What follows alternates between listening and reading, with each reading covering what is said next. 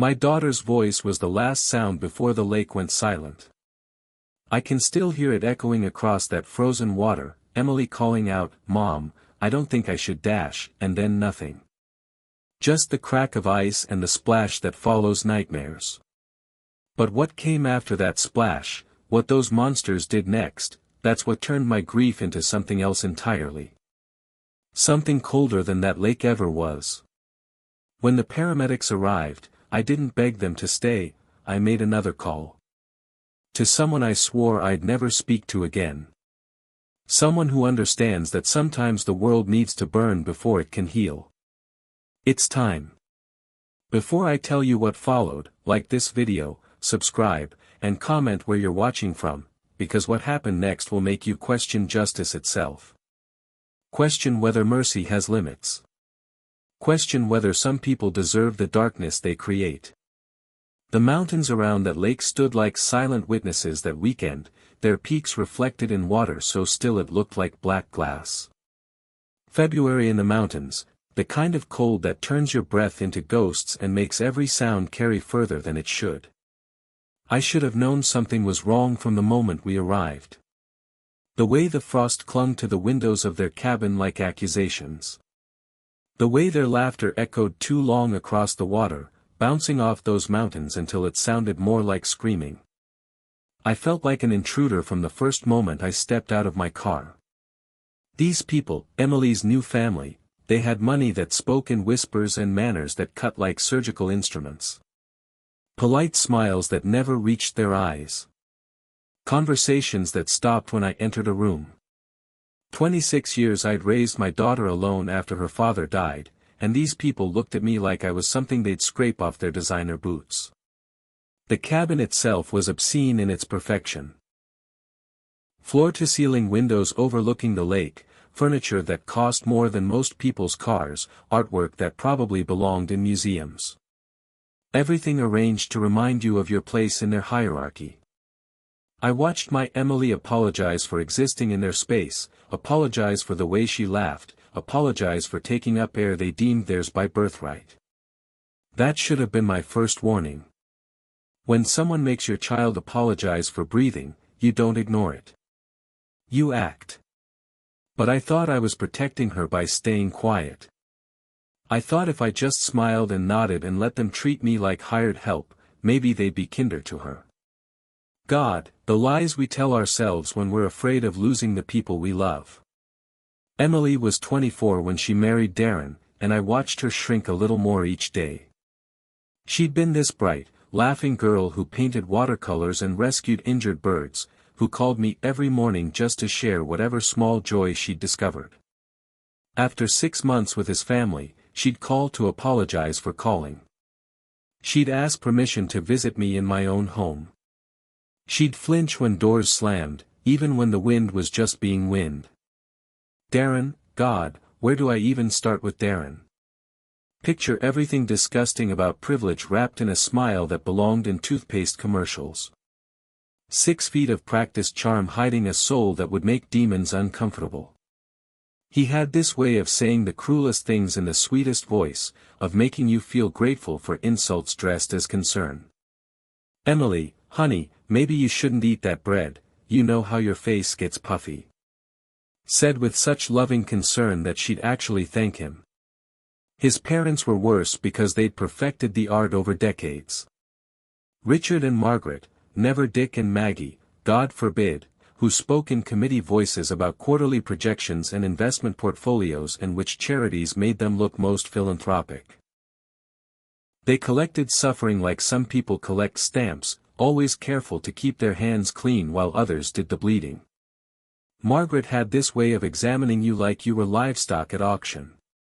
She'd look me up and down during conversations, her eyes calculating my net worth down to the penny, probably subtracting points for my discount store clothes and my practical shoes. Oh, she'd say when Emily mentioned my job managing a small medical office, how essential. The pause before essential could have housed a family of 4. Richard was quieter but deadlier. He had military bearing without military honor, the kind of man who'd never seen real combat but collected war stories from better men. He spoke in declaratives, as if contradiction was impossible. "Emily needs to toughen up," he'd announce over dinner. "Real women don't break easily." Meanwhile, Emily would push food around her plate like she was afraid to chew too loudly. And me? I was just the embarrassing widow who'd raised their son's wife in a modest house with modest dreams. The woman who worked for her money instead of inheriting it, who drove a 10-year-old Honda instead of leasing new German cars every year. They treated me like an unfortunate relative at a funeral, necessary to acknowledge but kept at arm's length. I should have grabbed Emily and run. Should have told her that love doesn't require you to disappear piece by piece. Should have reminded her that the woman who once stood up to bullies in high school didn't need to apologize for existing. But I was tired. 26 years of single motherhood, of 12-hour days and night classes and second jobs just to keep us afloat. When Emily found someone who could give her everything I couldn't, security, luxury, a life without worrying about money, how could I tell her to walk away?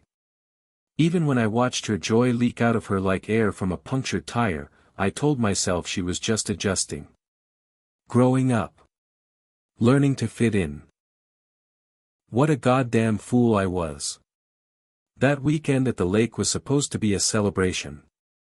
Richard's 60th birthday, complete with imported champagne and catered meals and enough pretension to choke a horse. Emily had been nervous for weeks, calling me with questions about what to wear, what to bring, how to act. As if love required a dress code and a behavioral manual. "Just be yourself, sweetheart," I told her, which now sounds like the cruelest advice ever given. These people didn't want her to be herself. They wanted her to be a reflection of their image of what she should be. They wanted her grateful and diminished and constantly aware of her debt to them for accepting her into their world. The first day passed in a blur of forced conversations and elaborate meals I couldn't pronounce. I found myself retreating to the windows, staring out at that lake and feeling something cold settle in my chest.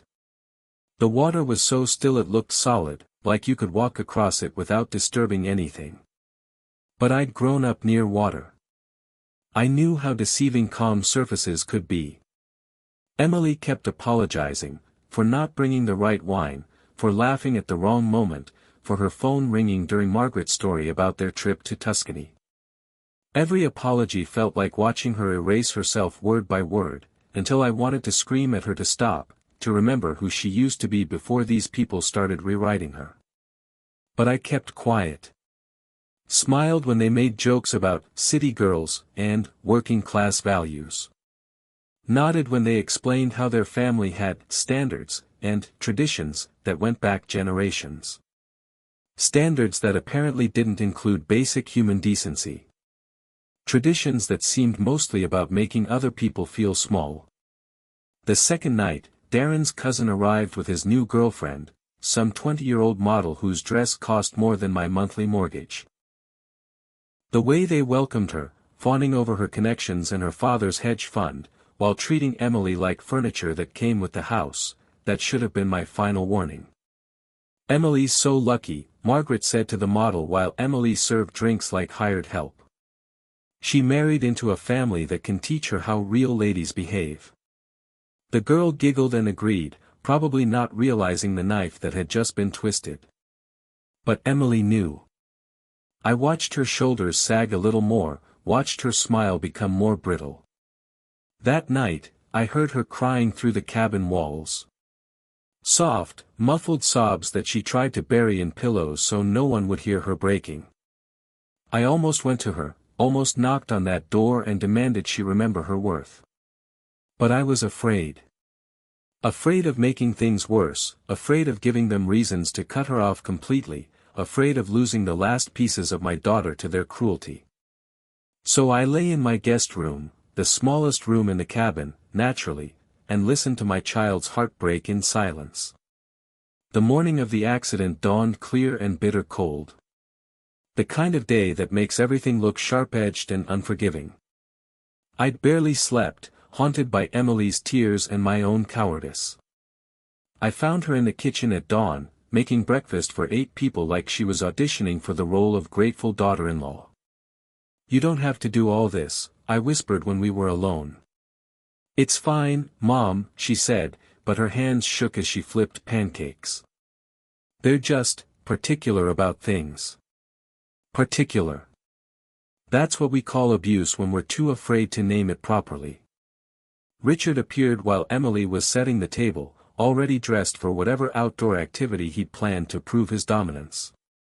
He surveyed her work like a general inspecting troops, finding fault in the angle of the napkins and the spacing of the plates. "Emily, dear," he said in that voice that made endearments sound like insults, "we'll be taking the boats out after breakfast. Time you learn some real outdoor skills instead of hiding indoors all the time." She froze, a fork halfway to the table. "I don't really know how to dash." "Exactly the problem," Margaret chimed in, appearing with her coffee cup held like a weapon. "City girls these days, no sense of adventure. No backbone." I watched my daughter's face crumble and rebuild itself in the space of a heartbeat, erasing fear and replacing it with desperate eagerness to please. "Of course," she said. "That sounds wonderful." Wonderful. My daughter agreeing to activities that terrified her because she'd been trained to think her fear was a character flaw instead of common sense. After breakfast, they bundled up in their expensive outdoor gear while Emily made do with a borrowed jacket that didn't fit properly. I offered to stay inside with her, to help clean up or just keep each other company, but Richard would have none of it. "Family activity," he declared. "Emily needs to participate fully if she wants to be part of this family." As if belonging was something you earn through suffering instead of something freely given through love. We trooped down to the dock like some twisted parade. The lake stretched out before us, beautiful and deadly, its surface reflecting the mountains like a picture postcard from hell. The boats bobbed at their moorings, expensive toys for people who bought recreation instead of earning it. But it was the dock itself that made my breath catch. Wooden planks extending out over water that looked deep enough to swallow secrets. Ice had formed around the edges overnight, thin sheets that caught the morning light like broken glass. "Look at that," Richard said, pointing to where the ice met the wood. "Perfect for testing your balance, Emily. Real outdoors women can walk anywhere without fear." I felt something cold that had nothing to do with the weather settle in my stomach. "Maybe we should wait for the ice to melt," I suggested. "Or find somewhere safer to dash." "Nonsense," Margaret interrupted. "A little challenge never hurt anyone. Emily needs to learn she's stronger than she thinks." But Emily wasn't stronger than she thought. She'd been systematically taught to doubt every instinct, to second-guess every impulse, to trust their judgment over her own survival instincts. They'd spent months turning her into someone who would walk into danger rather than disappoint them. "I don't think I should," Emily said, her voice barely above a whisper. "The ice looks thin, and I'm not really good with dash." "That's your problem right there," Darren said, his arms sliding around her waist in what looked like affection but felt like a cage. "You think too much. Sometimes you just have to trust and jump." Trust. The word they'd weaponized against her, turning faith into a character test instead of something earned through consistent safety. They gathered around her like sharks scenting blood, their voices blending into a chorus of encouragement that sounded more like pressure. "Just a few steps. Don't be a baby. Show us what you're made of. Real women don't let fear control them." And my daughter, my beautiful girl who used to paint pictures of birds in flight, stepped onto ice that cracked like gunshots under her weight. I was running before the sound registered, my feet carrying me toward the edge while my voice seemed to come from somewhere outside my body. "Emily, no." But physics had already taken over. The ice that looked solid enough to support dreams turned out to be thin as hopes and twice as fragile. It shattered under her like everything else in her life, suddenly, completely, without warning. The sound she made falling through wasn't a scream. It was surprise, pure and heartbreaking. The sound of someone realizing too late that the people who claimed to love her had been lying all along. I reached the edge as the water closed over her head, my hands already reaching down into that black water before my brain caught up with my body. The cold hit like a physical blow, stealing breath and thought and leaving only the desperate need to reach my child. But the water was deeper than it looked from shore, and the current stronger than anyone had warned us. I felt Emily's jacket brush my fingers once, twice, and then she was gone into the dark beneath that deceptively calm surface. That's when I turned back to shore for help, expecting to see them running, calling for assistance, doing something, anything, to save the woman their son had married. Instead, I saw them standing in a line like tourists watching a street performance. Watching me thrash in water that was quickly turning my limbs to ice. Watching their daughter-in-law disappear beneath the surface they'd pushed her onto. Richard checked his watch. Margaret adjusted her scarf against the wind. Darren pulled out his phone, but not to call for help, to check messages. "Help me!" I screamed, water filling my mouth and my lungs and my heart. "She's drowning. Call someone. Do something." Margaret sighed like I was being dramatic. "She'll either figure it out or she won't," she said in the same tone she'd used to discuss the weather. "Either way, she'll learn something about herself." Learn something about herself. While dying. That's when I understood. This wasn't an accident. This was a test they designed for her to fail. A final exam in worthiness that no one could pass because the point was the failing. They wanted her gone, and they were willing to watch her die to make it happen. I found strength I didn't know I had, diving again and again into that black water until my hands finally closed around Emily's arm. I dragged her to the surface, to the shore, to the dock where her new family stood like mannequins in a window display. She wasn't breathing. I started CPR on those wooden planks while they watched like spectators at a sporting event. Mouth to mouth, chest compressions, begging God and physics and luck to bring my daughter back from whatever dark place the water had taken her. "Is she dead?" Darren asked with the same interest he might show about a restaurant reservation. "Should we call someone?" Margaret wondered aloud, but made no move toward her phone. "Might be a blessing," Richard said, and I felt something snap inside my chest that had nothing to do with the cold. Girl was never really cut out for this family anyway. A blessing. My daughter's death would be a blessing to them. That's when Emily coughed, water streaming from her lungs, her eyes flying open in terror and confusion. Alive, but barely. Breathing, but damaged in ways I was only beginning to understand. Emily. I gathered her against me, my own body shaking so hard I could barely hold her.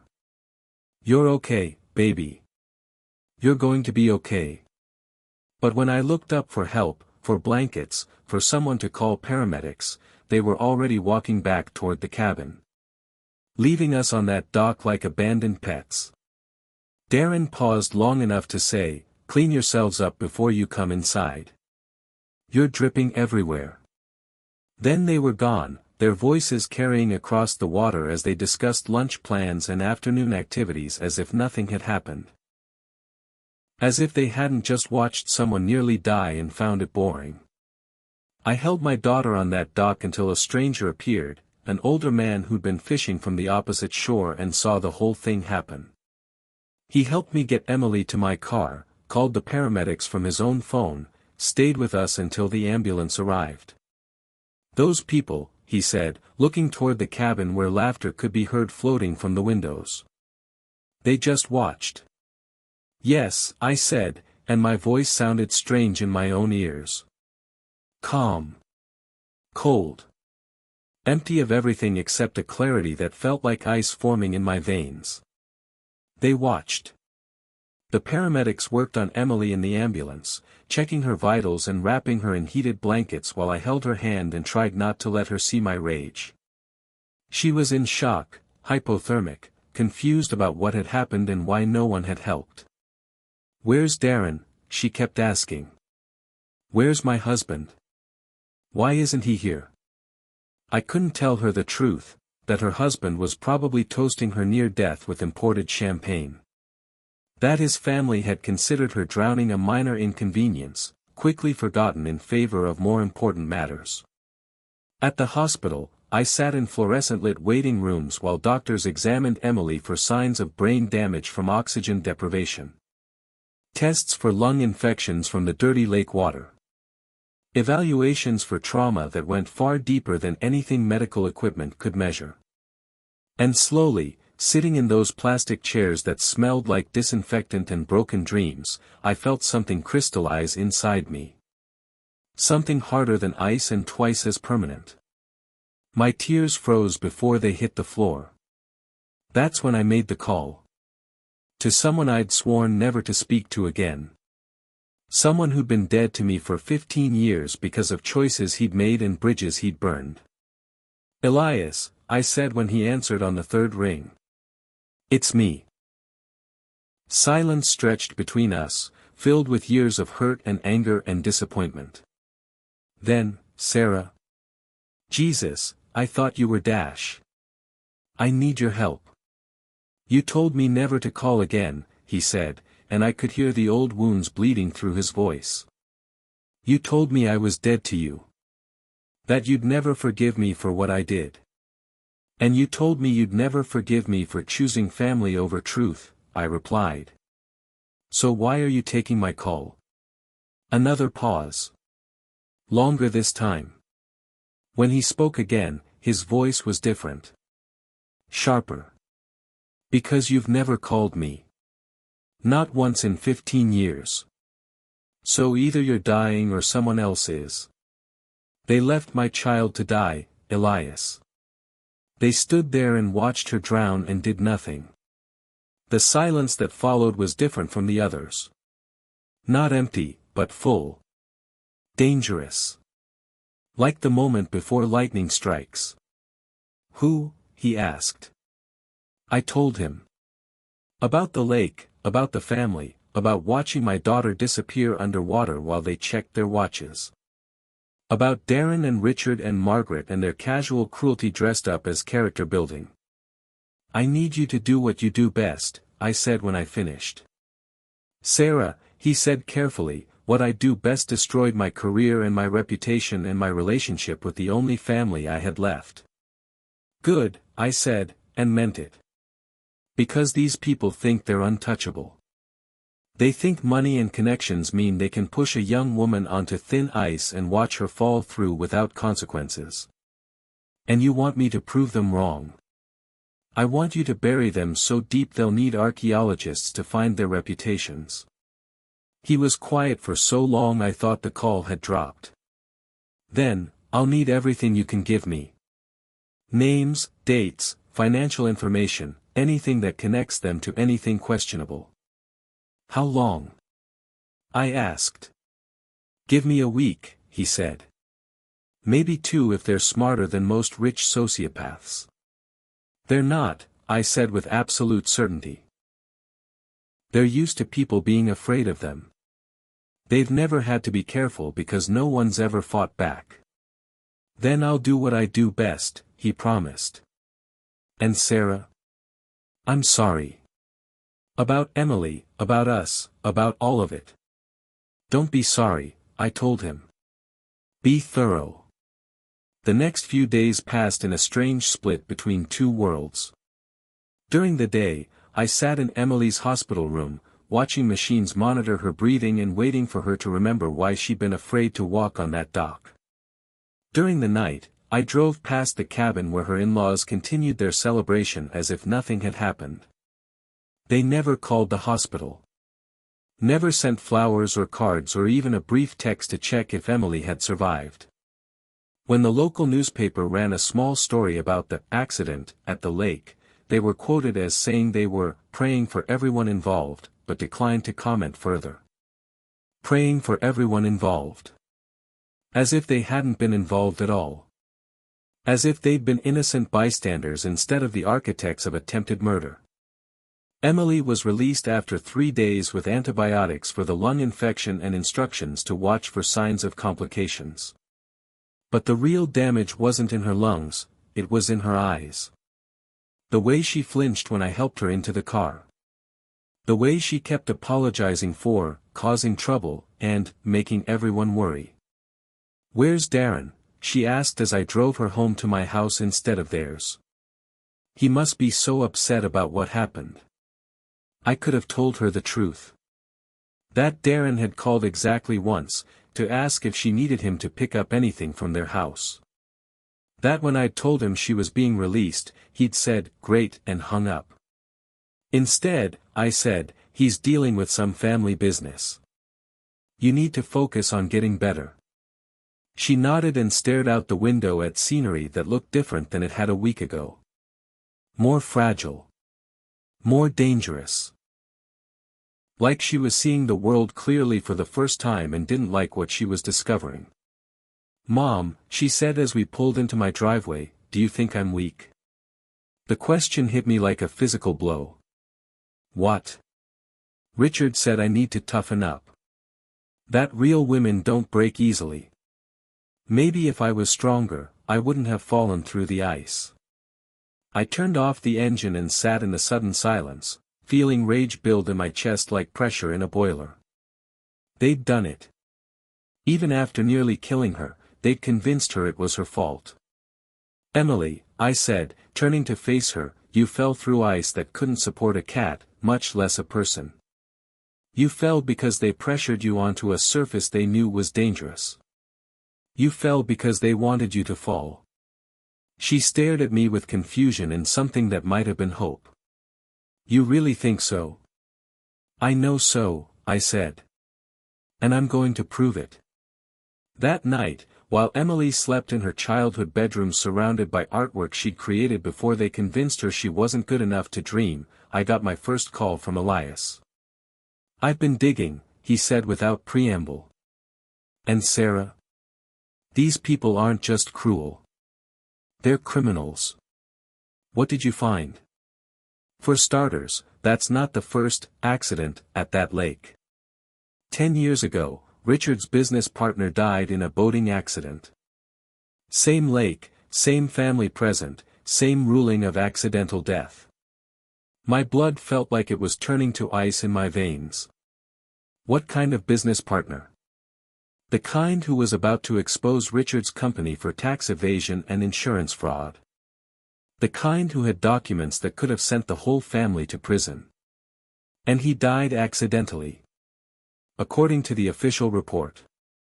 But I've been looking at the insurance payouts, the witness statements, the timeline of events.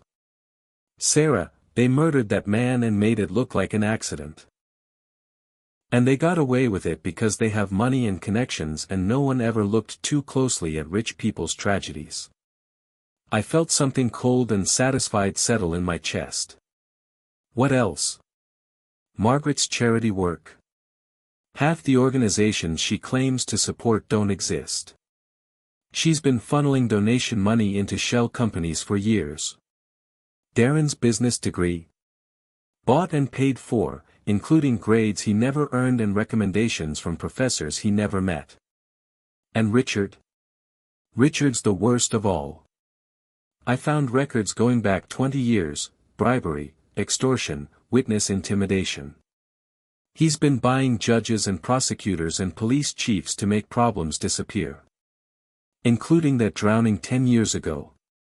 I closed my eyes and felt justice beginning to take shape like ice forming on still water. "Can you prove it?" "I can prove all of it," Elias said, and his voice carried the satisfaction of a hunter who'd found his prey. Bank records, email trails, recorded phone calls they thought were secure. These people got sloppy because they've never been challenged. "How long before you're ready?" "Give me another week to make sure everything's bulletproof. Then I'll release it all at once, every major news outlet, every law enforcement agency, every regulatory body that should have been watching them." "Will it stick?" "Sarah," he said, "when I'm done with them, they'll be lucky if they can get jobs cleaning the toilets in the prisons they're going to call home. After I hung up, I sat in my kitchen staring out at the night sky and feeling something I hadn't experienced in years. Not quite peace, that would come later. But certainty. The bone-deep knowledge that justice was coming whether they expected it or not. Over the next week, I watched Emily slowly remember who she used to be. Without Darren's constant criticism and his family's casual cruelty, she started eating meals without asking permission. Started laughing at television shows without checking if it was appropriate. Started painting again, angry, beautiful watercolors that looked like storms clearing. "I've been thinking," she said one morning over coffee. "About that day at the lake." "What about it?" "They knew the ice was thin. Richard tested it with his foot before he dared me to walk on it. He saw it crack and still told me to go ahead." "Yes," I said simply. "They wanted me to fall." "Yes." She was quiet for a long time, staring at her coffee cup like it held answers to questions she was afraid to ask. Why? That was the question I'd been dreading. How do you tell someone that the people they married into consider them disposable? That love had never been part of the equation, only control and entertainment and the pleasure of breaking something beautiful just to watch it shatter. "Because they're cruel," I said finally. "And because they thought they could get away with it." "But I'm alive," she said, and something new had entered her voice. Something harder. "And I remember. That afternoon, Darren finally called. Not to check on Emily's health or apologize for his family's behavior, but to inform her that he'd be by to collect his things." "Things?" Emily asked. "From our apartment. I'm moving back in with my parents until this mess gets sorted out." This mess. As if Emily's near-death experience was an inconvenience that needed managing instead of an attempted murder that needed answering for. "What about us?" Emily asked, and I watched her face in the reflection of the kitchen window. Watched hope and fear war across her features. "I think we need some space," Darren said in the tone people use to discuss weather. "To figure out what we both want." What they both wanted. As if Emily's wants had ever mattered to him. As if the decision was mutual instead of an abandonment disguised as consideration. She hung up and sat staring at her phone for a long time. "He's leaving me." "Yes," I said. "Because I almost died." "No," I corrected. "Because you lived." She looked at me with confusion, so I explained.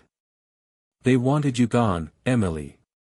If you'd died, he would have been the grieving widower with the tragic story. Since you survived, you're evidence of what they tried to do." The truth settled over her like snow, cold and heavy and impossible to ignore. "They tried to kill me." "Yes. And when that didn't work, they decided to discard me anyway." "Yes." She was quiet for so long I thought she might retreat back into the broken version of herself they'd created. Instead, she stood up and walked to her easel where a half-finished painting waited. "Good," she said, picking up her brush. "I was getting tired of pretending to love people who found my existence inconvenient." The next day, Elias called with news that made my pulse quicken with anticipation. "It's ready," he said. "All of it. 20 years of crimes, 10 years of cover-ups, and enough evidence to put all three of them away for the rest of their natural lives." "When?" "Tonight. I've coordinated with journalists in 12 cities, law enforcement agencies in 4 states, and regulatory bodies that should have been watching them all along. By morning, the name Whitmore will be synonymous with corruption." Whitmore. Their family name that had opened doors and silenced questions and bought immunity from consequences. By tomorrow, it would be a cautionary tale about power without accountability. "What do you need from me?" "Nothing," he said. "Just take care of Emily and let me handle the rest." That evening, I sat with Emily in my living room, watching the sun set through windows that faced away from the lake where everything changed. She was painting again, not the careful, pretty pictures she'd made while trying to please them, but wild, angry landscapes that looked like freedom felt. "I want to change my name back," she said without looking up from her canvas. "I don't want to be a Whitmore anymore." "You never really were," I told her. "Names are just words. You were always Emily Morrison." She smiled, the first real smile I'd seen from her in months. Emily Morrison sounds like someone who doesn't apologize for existing. She doesn't, I agreed. And she doesn't walk on thin ice just because someone dares her to. My phone buzzed with a text from Elias. "It's live." I opened my laptop and watched the first wave of coverage spread across news websites like wildfire. Whitmore family empire built on decades of fraud. Rich family's criminal legacy exposed. How money bought silence in multiple deaths. Emily looked over my shoulder as story after story appeared, each one more damaging than the last. Photos of Richard in handcuffs. Margaret being led away from the charity gala she'd been attending when the FBI arrived. Darren's arrest at the country club where he'd been playing golf while his wife recovered from the trauma he'd helped orchestrate. "Is this real?" Emily whispered. "Very real," I said. "And very permanent." We watched until after midnight as the story spread across every major news outlet in the country. Social media exploded with outrage and demands for justice. #FrozenLies began trending as people shared stories of their own encounters with the Whitmore family's cruelty. The best part was watching them try to respond. Richard's lawyers quit. Margaret's charity board stripped her of all positions and froze her accounts. Darren's country club revoked his membership. One by one, every institution that had protected them ran for cover. "They look scared," Emily observed, watching footage of them being perp-walked to police cars. "Good," I said. "They should be. Fear is what they use to control you. Now they get to live with it." The trials took 8 months. 8 months of evidence and testimony and expert witnesses explaining how the Whitmore family had bought their way out of consequences for 2 decades. 8 months of Emily growing stronger and angrier and more beautiful with each day that passed. She testified against them, of course. Stood in that courtroom in a blue dress that matched her eyes and told 12 strangers how they'd pushed her onto ice they knew would break. How they'd watched her fall and made no move to help. How they'd treated her near death as an inconvenience to be managed rather than a tragedy to be mourned. Darren's lawyer tried to paint her as a vindictive ex-wife seeking revenge, but the physical evidence was overwhelming. Ice thickness measurements from that day. Medical records showing the extent of her injuries. Testimony from the fishermen who'd watched the whole thing happen. Most damaging of all was the recording Elias had uncovered. A voicemail Richard had left for his lawyer the day after the lake incident. "The problem has resolved itself naturally. No need for more direct intervention." Direct intervention. As if murder was just another business strategy to be deployed when necessary. The jury deliberated for 47 minutes. Guilty on all counts for all 3 defendants. Richard got life without parole for the murder 10 years ago plus additional sentences for fraud and bribery. Margaret got 25 years for money laundering and charity fraud. Darren got 15 years for attempted murder and conspiracy. 15 years for trying to kill his wife. It seemed too light until I realized he was only 28. He'd be 43 when he got out, if he survived federal prison. Rich boys who try to murder their wives don't tend to be popular with other inmates. After the sentencing, Emily and I stood on the courthouse steps while reporters shouted questions and cameras flashed around us. She'd grown 3 inches taller since leaving them, or maybe that was just confidence making her stand straighter. "How do you feel about the verdict?" a reporter called out. Emily considered the question seriously. I feel like gravity has been restored, she said finally. For too long, these people floated above consequences while others suffered for their entertainment. Today, physics caught up with them. We drove home in comfortable silence, past the lake where everything changed. The water was different now, still beautiful, but no longer sinister. Just water reflecting sky like it was supposed to. Are we safe now? Emily asked as we pulled into the driveway. I considered the question. Safe could mean many things. Safe from them, certainly, they'd be in prison for most of the rest of their lives. Safe from people like them, probably not, the world is full of beautiful predators who mistake kindness for weakness. Safe doesn't mean untouched, I said finally. It means unbroken. It means knowing that some people will try to hurt you, but refusing to let them change who you are. She nodded like that made perfect sense. I like that definition better. Inside, she went straight to her easel where a new painting waited, this one full of light and color and birds in flight.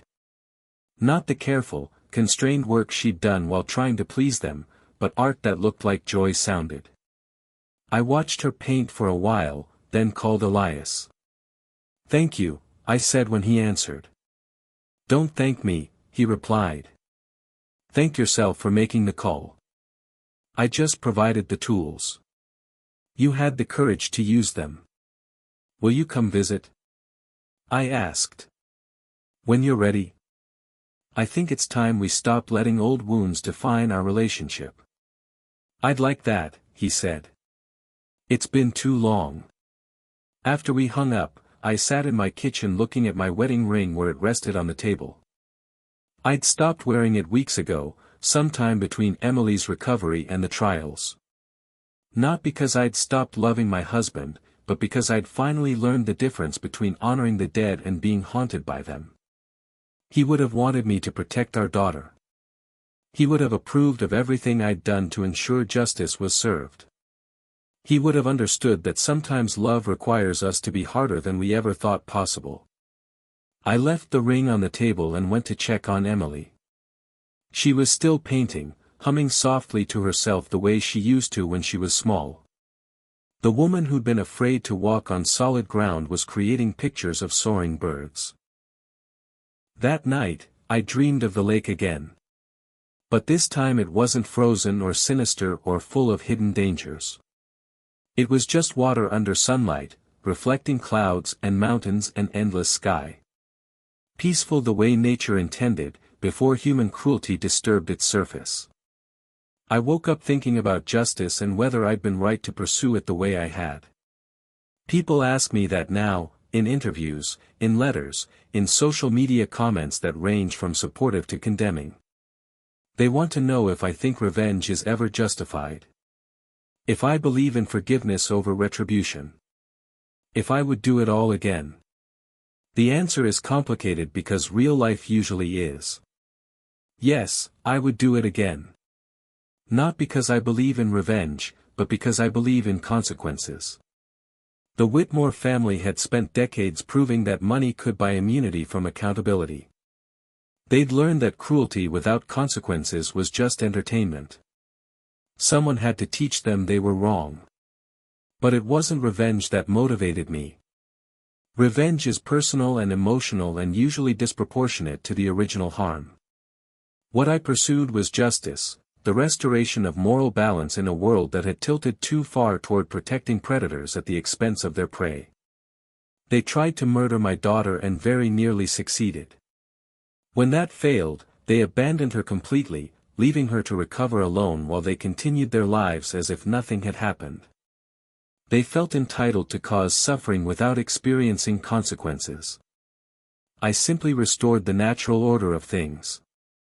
I made sure that actions had appropriate reactions, that choices had corresponding costs, that cruelty met its match in accountability. People think justice is about punishment, but it's really about protection.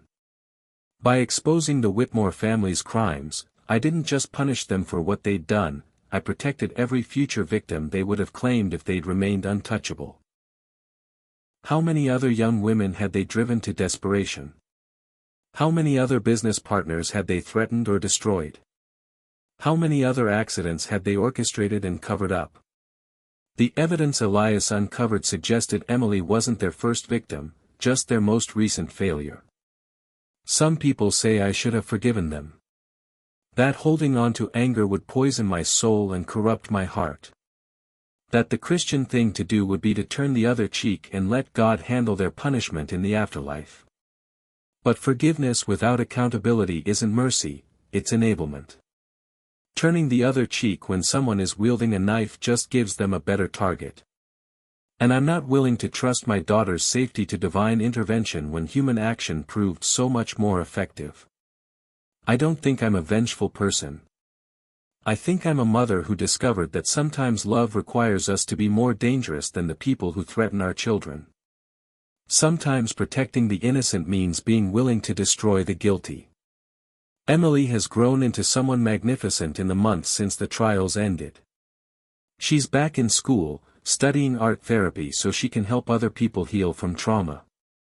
She's in a new relationship with someone who thinks her laughter is music instead of noise, who encourages her dreams instead of diminishing them. She still paints birds, but now they're flying toward light instead of away from shadows. Her apartment is full of color and joy and artwork that looks like freedom feels. She apologizes for nothing and stands her ground when challenged. Most importantly, she's learned to trust her instincts again. When someone makes her uncomfortable, she leaves. When someone tries to diminish her, she grows taller. When someone suggests she walk on thin ice, she suggests they try it first. That's what justice really looks like. Not the satisfying sight of bad people in handcuffs, but the beautiful sight of good people reclaiming their power to choose safety over approval. I still live in the same small house where I raised Emily alone. I still drive my 10-year-old Honda and shop at discount stores and work for my money instead of inheriting it. But I've learned something about myself that I didn't know before. I'm capable of protecting what I love with a ferocity that surprises even me. The lake where everything changed is still there, still beautiful, still reflecting mountains and sky like nature's mirror. But it's no longer a place of trauma for us. We drive past it sometimes on weekend trips, and Emily will point out birds she wants to paint or clouds that look like stories waiting to be told. It's just water now, she said the last time we stopped to look at it. Just water where terrible people used to live. That's what healing looks like, not forgetting what happened, but refusing to let it define what comes next. Not pretending the danger never existed, but learning to see beauty beyond the places where others tried to destroy it. If you're listening to this story and wondering whether I have any regrets, the answer is yes. I regret not acting sooner. I regret watching Emily shrink herself to fit their image of what she should be. I regret believing that keeping the peace was more important than keeping my daughter safe. But I don't regret making that phone call to Elias. I don't regret choosing to fight back when they thought I was too weak to matter. I don't regret proving that sometimes the quiet ones are quiet because they're planning, not because they're powerless. Most of all, I don't regret teaching them that mothers who have already lost everything have nothing left to fear. That women who work for their money know the value of effort in ways that inherited wealth never teaches. That people who understand real struggle know how to fight battles that silver spoon warriors never see coming. They thought they were dealing with a grieving widow who would be grateful for their tolerance of her presence. Instead, they discovered they tried to murder the daughter of someone who understood that justice delayed is often justice denied, and who had the connections and determination to make sure delay wasn't an option. The world is full of people who think money makes them untouchable, who believe connections make them invincible, who assume that ordinary people will always step aside for extraordinary wealth. Most of the time, they're right. Most people are too afraid, too tired, too convinced of their own powerlessness to fight back. But sometimes, rarely, they choose the wrong victim. Sometimes they push someone onto thin ice who knows how to swim in freezing water. Sometimes they underestimate the quiet ones who have spent their whole lives learning how to survive and protect what matters most. The Whitmore family discovered what happens when sociopaths without conscience meet mothers without limits. They learned that there are some lines you don't cross, some people you don't threaten, some cruelties that demand a response proportional to their horror. They spent decades believing that power meant the ability to hurt others without consequences. I taught them that real power is the ability to make sure consequences find their way home. If this story moved you, like this video, subscribe to this channel, and tell me in the comments where you're watching from. Every view and comment helps bring more real-life justice stories to light, more examples of ordinary people refusing to let extraordinary evil go unanswered. Because the world needs to know that sometimes the good guys win. Sometimes the bullies get exactly what they deserve. Sometimes justice comes not from courtrooms or police stations, but from people who refuse to let cruelty go unanswered. Sometimes the lake goes silent, but the echo of justice lasts forever. The sun rises every morning over that lake now, painting the water gold and pink and purple like Emily's watercolors. The mountains stand guard like they always have, and the water reflects their strength back to the sky. It's peaceful now, the way beautiful places should be when terrible people are no longer there to disturb them. And sometimes, if you listen carefully when the wind is right, you can hear the sound of birds in flight, free and fearless and heading toward whatever horizon calls to them next. That's the sound of healing. That's the sound of justice. That's the sound of women who learn to trust their wings again after others tried to clip them.